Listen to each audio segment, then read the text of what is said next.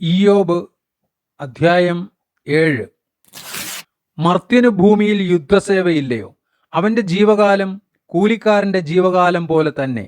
വേലക്കാരൻ നിഴൽ വാഞ്ചിക്കുന്നത് പോലെയും കൂലിക്കാരൻ കൂലിക്ക് കാത്തിരിക്കുന്നത് പോലെയും വ്യർത്ഥമാസങ്ങൾ എനിക്ക് അവകാശമായി വന്നു. കഷ്ടരാത്രികൾ എനിക്ക് ഓഹരിയായി തീർന്നു. കിടക്കുന്നേരം ഞാൻ എപ്പോൾ എഴുന്നേൽക്കുമെന്ന് പറയുന്നു. രാത്രിയോ ദീർഘിച്ചുകൊണ്ടിരിക്കുന്നു. വെളുക്കുവോളം എനിക്ക് ഉരുളുക തന്നെ പണി. എൻ്റെ ദേഹം പുഴുവും മൺകട്ടയും ഉടുത്തിരിക്കുന്നു. എൻ്റെ ത്വക്കിൽ പുൺവായികൾ അടഞ്ഞു വീണ്ടും പഴുത്തു പൊട്ടുന്നു. എൻ്റെ നാളുകൾ നെയ്ത്തോടത്തിലും വേഗതയുള്ളത്.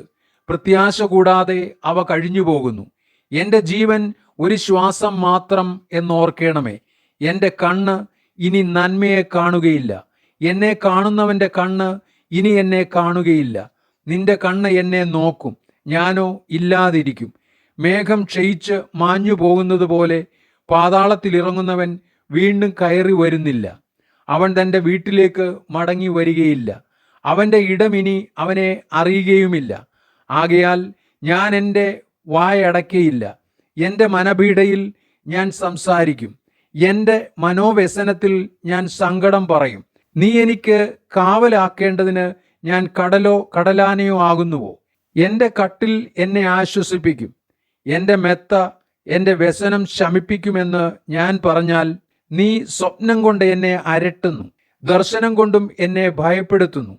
ആകയാൽ ഞാൻ ഞെക്കിക്കൊലയും ഈ അസ്ഥികൂടത്തേക്കാൾ മരണവും തിരഞ്ഞെടുക്കുന്നു. ഞാൻ അഴിഞ്ഞിരിക്കുന്നു, എന്നേക്കും ജീവിച്ചിരിക്കയില്ല.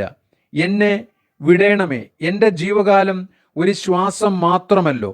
മർത്യനെ നീ ഗണ്യമാക്കേണ്ടതിനും അവൻ്റെ മേൽ ദൃഷ്ടി വയ്ക്കേണ്ടതിനും അവനെ രാവിലെ തോറും സന്ദർശിച്ച് മാത്രതോറും പരീക്ഷിക്കേണ്ടതിനും അവൻ എന്തുള്ളൂ?